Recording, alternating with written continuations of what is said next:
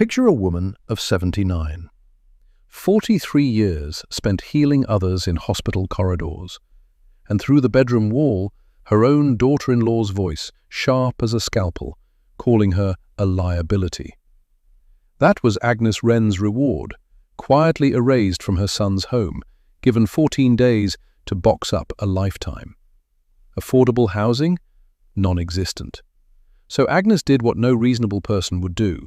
She drove to a county impound auction and placed a bid on Lot 14, a rusted shipping container, sealed shut for 11 years, abandoned by whoever once owned it. $3. That's what her next chapter cost. But when Agnes finally broke through that corroded padlock, she didn't just find desperate shelter. She found a hidden world, one that answered the question that had shattered her since she was 7 years old. Why did my mother leave? But before that answer, the eviction. Because you need to understand how a retired nurse with 4 decades of service wound up fighting for scrap metal at a government lot. It wasn't her son. Her son, Keith, postal worker, gentle soul, called every Sunday at 4 in the afternoon without fail. Keith loved his mother deeply. Keith also had a backbone made of wet tissue. "She can't stay here anymore," Brenda said in the kitchen, loud enough for Agnes to hear every syllable through the drywall. "She's 79. She forgets the stove. She's a liability." Keith's response, quote, 2. That sentence told the whole story. My house.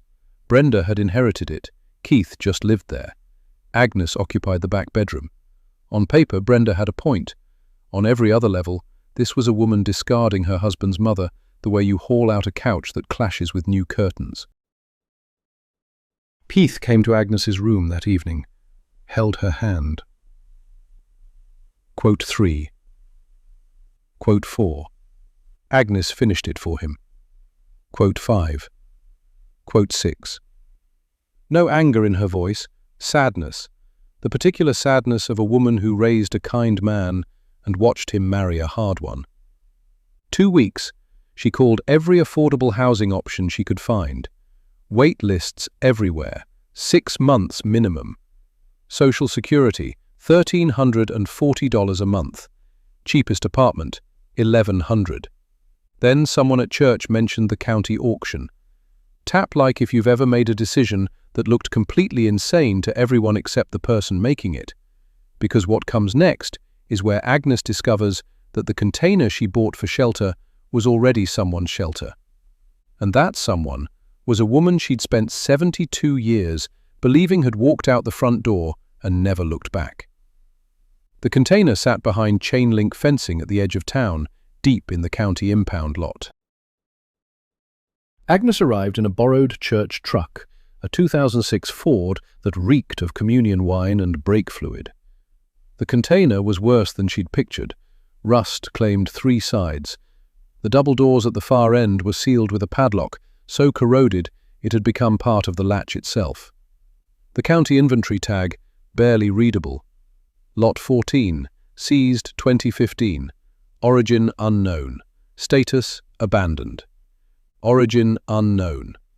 A container with no history, no past, as though it had simply appeared from nowhere and sat here since, waiting for a woman with $3 and nowhere else to go.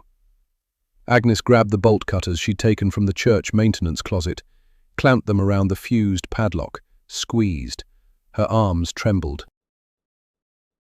79 years old and strong for it. But bolt cutters don't care about age. They care about grip. The lock cracked open. She dragged the doors apart. Hinges shrieked, metal grinding against metal. A sound like the container was furious at being disturbed after all these years. Daylight poured into the interior. Agnes stopped breathing. It wasn't empty. The space was arranged, not cluttered, not dumped, arranged, with intention. Along the left wall stood a workbench, scarred and stained, with a cast-iron device bolted firmly to its surface. Along the right wall, metal shelving fastened directly into the container walls, holding cardboard boxes labelled in handwriting Agnes couldn't make out from the doorway. At the back, a folded cot, A small table, a single chair, a kerosene lamp with a chimney blackened by soot. And in the center of the container, draped beneath a canvas tarp gone rigid with age, a shape, large, mechanical. Agnes pulled the tarp away. A sewing machine, not some modern lightweight, an industrial Singer, black and gold, the kind that weighed 80 pounds and could punch a needle through leather without flinching. The thread was still loaded, the tension dial still set. The foot pedal, cast iron treadle, no electricity required, rested on the floor like it had been waiting decades for someone's shoe. Agnes laid her hand on the machine. Cold metal met warm skin. Dust blanketed everything. But when she turned the wheel by hand, the mechanism glided, smooth, oiled. Maintained by someone who knew that machines survive when somebody loves them enough to tend them. She reached for the shelving, pulled down a box. Inside, fabric, folded with surgical precision, wrapped in tissue paper that disintegrated at her touch. Cotton prints from a vanished era. Florals, plaids, ginghams. Patterns Agnes hadn't seen since childhood, since her hands stopped. She recognized the floral immediately. Blue flowers on white. A tiny pattern, nearly invisible unless you pressed it close to your eyes. Her mother had worn a dress cut from that exact cloth. Agnes remembered it, not sharply, but the way children hold memories, as texture, as smell, as the feeling of pressing your face into someone's hip and breathing in laundry soap and sun-warmed cotton. Agnes's mother, Iris, who had left in 1953, who had walked out of the house on a Tuesday morning when Agnes was 7. No note, no call, no explanation. Agnes's father had said 3 words, "She's gone," and the subject sealed shut with the finality of a coffin lid. Agnes had spent 72 years believing her mother abandoned her, and now she stood inside a shipping container, holding fabric with a pattern she hadn't touched since 1953. Her legs buckled. She dropped onto the cot, the folded cot someone had slept on, and pressed the cloth against her face and breathed in. Nothing, just dust and age and the ghost of something that might have been laundry soap if she willed it hard enough. She didn't cry, not yet. Crying demanded understanding, and understanding hadn't landed. She opened the next box.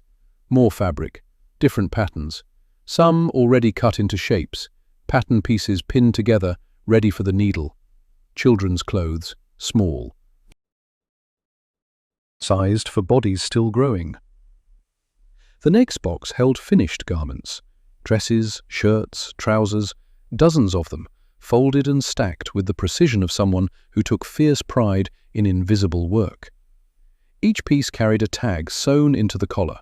Not a brand, a handwritten label stitched in red thread.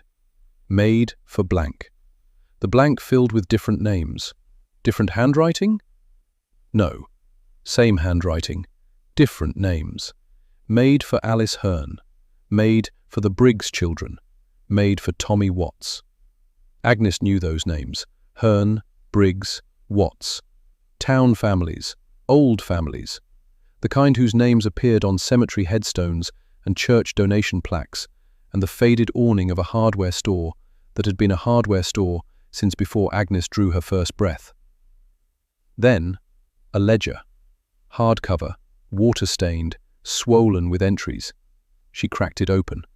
The penmanship was precise, small, slanted left. The kind of handwriting drilled into children at schools that no longer exist. Every entry followed the same format.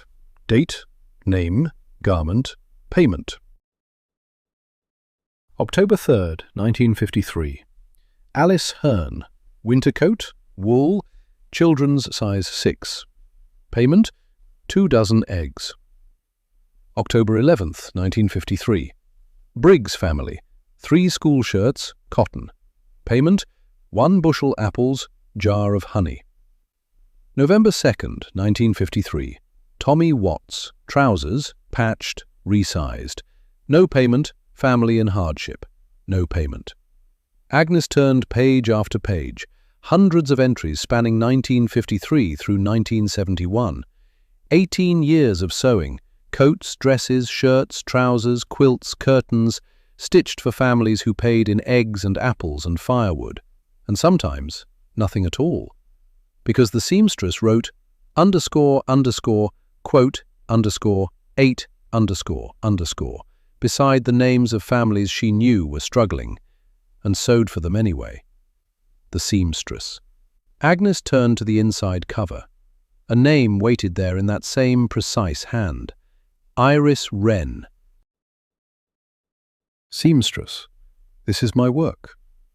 Agnes closed the ledger, pressed it against her chest, and the crying came, not gentle, not quiet, the raw, ugly, full-body weeping of a woman who had just found her mother inside a metal box, and understood in one terrible instant that Iris hadn't left. She'd been here, working, sewing, making clothes for people who couldn't afford them, for 18 years after she supposedly vanished. Her father had said she was gone. He hadn't said where, and the next thing Agnes discovered in that container wasn't fabric. Wasn't ledgers. It was the reason Iris had hidden, and the reason she never came home. At the back of the container, behind the cot, Agnes found a second ledger, smaller, personal, not business records, a journal. She read it on her feet, because sitting down felt like surrender, and her body knew before her mind did that what was coming would require every bit of strength she had left. The first entry carried a date, September 1953, 1 month after Iris disappeared. I'm writing this because no one will believe me if I only speak. Frank has told everyone I abandoned the family. He has told Agnes I chose to leave. The truth is, I was removed. He changed the locks. He told me if I tried to see Agnes, he would call the police and say I was unstable. He has friends at the station. They will believe him. They always believe him. Frank. Agnes's father. The man who raised her after Iris vanished. The man who said, quote, 9, and constructed an entire life on top of those 2 words. Agnes read faster now. Her hands wouldn't stop trembling. I found this container at the rail yard, abandoned. I cleaned it. I brought my machine. I sew because it is what I know, and because the families in this town need clothes they cannot afford to buy. I trade for food. I sleep here when I must. Mrs. Garvey at the church lets me wash in the basement on Tuesdays. I watch Agnes from the road sometimes. She walks to school at 7:45. She carries a blue lunchbox. She doesn't look for me. Frank has made sure of that. I made a dress for Agnes today, blue flowers on white, the fabric she used to touch when she sat in my lap, size 7. I cannot deliver it. I put it in the box with the others. Agnes stopped reading. The box with the others. She turned slowly, looked at the shelving behind her, the boxes she hadn't touched yet, shoved to the very back, hidden behind bolts of fabric and finished garments. She pulled the first one down, opened it. Dresses, small ones. Children's sizes, each tagged, each sewn for Agnes. 7 of them, sizes 7 through 13, one for every year from 1953 to 1959. Different fabrics, same impossible care, same tags stitched in red thread. Made for Agnes, never delivered, never worn. Folded with precision, wrapped with tenderness. Stored in a box inside a shipping container that Iris had turned into a workshop because she'd been thrown out of her own home and scraped from her own daughter's life like a name crossed off a list. Agnes lifted the smallest dress, blue flowers on white, size 7. She pressed it against her face. The fabric held no scent. 72 years had stolen that. But the stitching was still tight. The seams still ran straight. The hem still fell even. Sewn by hands that loved the girl they were making for, even knowing those hands would never slip the dress over her head. Agnes lowered herself to the container floor with 7 dresses pooled across her lap and understood something that cracked her life clean in half. Everything she'd believed had been built on a lie her father told when she was 7 years old. Her mother hadn't left. Her mother had been 18 feet from the edge of this town for 18 years. sewing clothes for other people's children because she was forbidden to sew for her own. If you've ever learned that the story you carried about your own life was written by someone who didn't want you anywhere near the truth, stay with me. Because what Agnes did with Iris's container didn't just reshape her life, it reached into the life of every family whose name appeared in that ledger. Agnes didn't move into the container. She did something else entirely. She drove to the church, found Pastor Elaine. Did the church know about my mother? Elaine's hands went still on the hymnals she'd been sorting. Mrs. Garvey let my mother wash in the basement. The church knew Iris was alive. Elaine sat down heavily. My grandmother was Mrs. Garvey. She told me before she passed. Your mother came the week your father locked her out. She begged for help. My grandmother called the police. The police called your father. He told them Iris was mentally unwell. She wasn't. No. But in 1953, a husband's word was enough. Elaine paused. Your father threatened to pull the family donation if anyone reached out to you. Agnes stood perfectly still.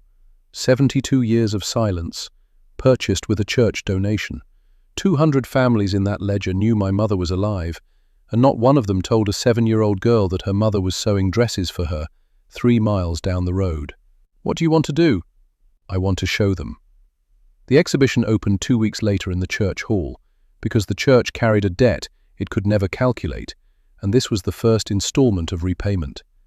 Agnes arranged the container herself, sewing machine dead center, cleaned, oiled, needle still threaded, fabric bolts along one wall, finished garments along the other, the ledger open on a reading stand, and the 7 dresses hung on a line, smallest to largest, blue flowers on white, made for Agnes, sizes 7 through 13.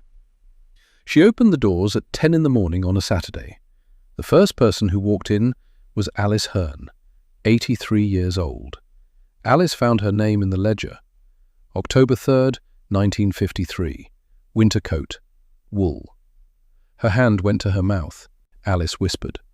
The Briggs family showed up. Tommy Watts's daughter showed up. Tom himself had passed in 2019. She found her father's name in that ledger, trousers, patched, resized, no payment listed, and wept on her feet. 87 people walked through that door the first day. Most were children and grandchildren of names written in the ledger. Some carried only the faintest memory of Iris, the way you recall a silhouette standing in a doorway, or a woman at the far edge of a parking lot your parents never explained. A few brought garments Iris had sewn, still in closets, still whole, stitching tight after 7 decades. And every last one of them stood before the 7 dresses and fell silent. 7 dresses for a daughter who never wore them. Hung on a line like a timeline, a childhood measured in fabric and hope. Keith arrived without Brenda. He stood in the church hall and looked at the contents of that container, looked at his mother.